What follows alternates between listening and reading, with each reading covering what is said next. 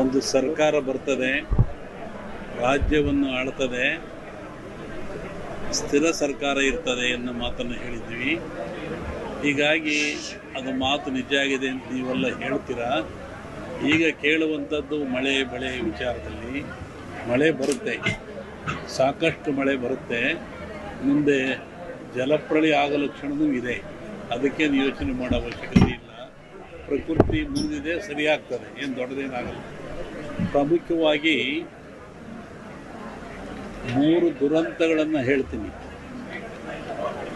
ಒಂದು ಜಾಗತಿಕ ಮಟ್ಟದ ದುರಂತ, ವಿಪರೀತವಾಗಿ ಜಲಪ್ರಳಯವಾಗಿ ಒಂದೆರಡು ರಾಷ್ಟ್ರಗಳು ಮುಚ್ಚಿ ಹೋಗುವ ಪ್ರಸಂಗ ಇದೆ. ಬಹಳ ಮಳೆ ಆಗಿ ಜಲಪ್ರಳಯ ಮುಚ್ಚೋ ಪ್ರಸಂಗ ಇದೆ. ಎಲ್ಲೂ ಆದಂಥ ಘಟನೆ,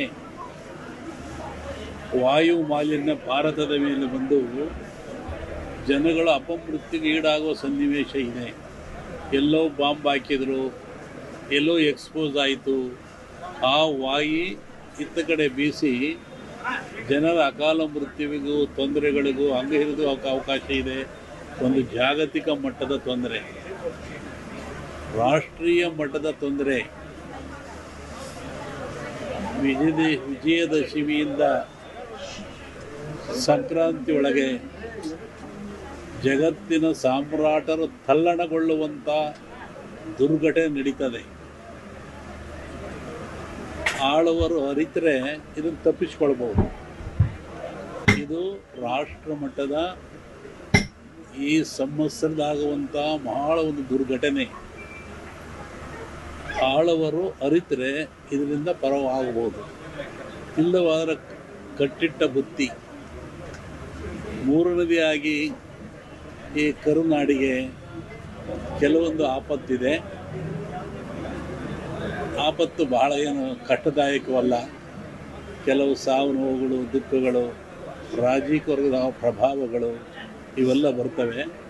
ದೈವ ಕೃಪೆಯಿಂದ ಪಾರಾಗ್ತದೆ. ಅದರಿಂದ ಈ 3 ಆಘಾತಗಳು ಕಟ್ಟಿಟ್ಟ ಬುತ್ತಿನೇ ಇವು. ಅದಕ್ಕೆ ಜಾಗತಿಕ ಮಟ್ಟದಲ್ಲಿ ಮಳೆಯಿಂದ ಆಗುವಂಥದ್ದು. ಕೈಲಾಸ ಗೌರಿ ಶಂಕರ ಶಿವ ಎಂದಿತ್ತು, ಭೂಮಿ ನಡಿಗಿತ್ತು, ಮಳೆ ಬೆಳೆಗಳು ತಲ್ಲಣಗೊಂಡಾವು, ಜನಗಳು ಅತೃಪ್ತರಾದರು. ದೊಡ್ಡ ದೊಡ್ಡ ನಗರಗಳಿಗೆ ಆಪತ್ತಿದೆ.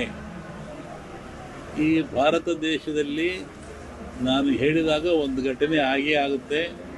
ಅದನ್ನು ತಪ್ಪಿಸ್ಕೊಳ್ತಕ್ಕಂಥದ್ದು ಆಳವರ ಕೈಲಿದೆ, ತಪ್ಪಿಸ್ಕೋಬಹುದು. ಇಲ್ಲ ಅಂದರೆ ಜಗತ್ತಿನ ಸಾಮ್ರಾಟರು ತಲ್ಲಣಗೊಳ್ಳುವಂಥ ಘಟನೆ ಆಗ್ತದೆ. ಇನ್ನು ಕರುನಾಡಿಗೆ ಇದು ಮಳೆ ಬರುತ್ತೆ, ಬರದಂಗೆ ಏನಿಲ್ಲ. ಕೆಲವು ಸಣ್ಣ ಪುಟ್ಟ ಆಘಾತಗಳಿದ್ದಾವೆ. ಇದು ದೈವ ಕೃಪೆಯಿಂದ ಪಾರಾಗ್ತದೆ. ಪ್ರಸ್ತುತ ರಾಜಕೀಯ ಸನ್ನಿವೇಶ ಕಾಂಗ್ರೆಸ್ ಸರ್ಕಾರದ ಹೇಳಿದ್ನಲ್ಲ, ಸ್ಥಿರವಾಗಿರುತ್ತೆ. ಒಬ್ಬ ವ್ಯಕ್ತಿ ನಾನು ಹೇಳಲ್ಲ ಯಾವತ್ತೂ.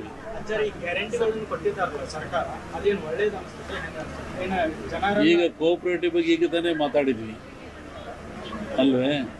ಹೀಗಾಗಿ ಅದು ಒಳ್ಳೆಯದನ್ನೇ. ಜನ ಬಡವರಿಗೆ ಮತ್ತು ಜನಸಾಮಾನ್ಯರಿಗೆ, ನಿರ್ಗತಿಕರಿಗೆ ಇವರು ಎಷ್ಟು ಜನ ಕೊಂಡು ಪೇಪರ್ ನೀವೇ ಹೇಳ್ತಿರಲ್ಲ, ಲಕ್ಷ ಜನ ಬಂದರು, ಕೋಟಿ ಹೆಣ್ಮಕ್ಳು ಬಂದರು. ಯಾವ ಹೆಣ್ಣು ಸ್ವತಂತ್ರ ಇರಲಿಲ್ಲ ಅಂತ ಹೆಣ್ಣುಮಕ್ಳು ಅಡ್ಡಾಡೋಕೆ ಅವಕಾಶ ಆಯಿತು. ದೇಶ ನೋಡಿರು, ಕೋಶ ಓದು ದೇಶ ತಿರುಗು ಅಂತಾರೆ. ಪುಣ್ಯಕ್ಷೇತ್ರಗಳು ಹೋಗ್ತಾರೆ, ನೋಡ್ತಾರೆ, ಅನುಕೊಂತಿರೋದು ಭಾಳ ಮುಖ್ಯವಾದ್ದು. ಒಳ್ಳೆಯದೇ, ತಪ್ಪೇನಿಲ್ಲ. ಈಗ ರಾಷ್ಟ್ರೀಯ ಚುನಾವಣೆ, ಲೋಕಸಭೆ ಚುನಾವಣೆ, ರಾಷ್ಟ್ರೀಯ ರಾಜಕೀಯ ಬಂದಾಗ ಹೇಳ್ತೀನಿ. ಇನ್ನೂ ಶುರುವಾಗಿಲ್ಲವಲ್ಲಪ್ಪ ಅದು.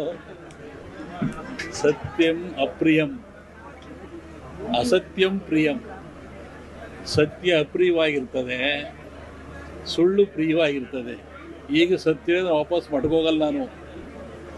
ಅದರಿಂದ ಕಾಲ ಬಂದಾಗ ಹೇಳ್ತೀನಿ, ಯೋಚನೆ ಮಾಡೋದು. ನಿನ್ನ ಮೂಗಿಯು ಬಾಯಿಗೆ ಎಷ್ಟು ದೂರ ಇದೆ?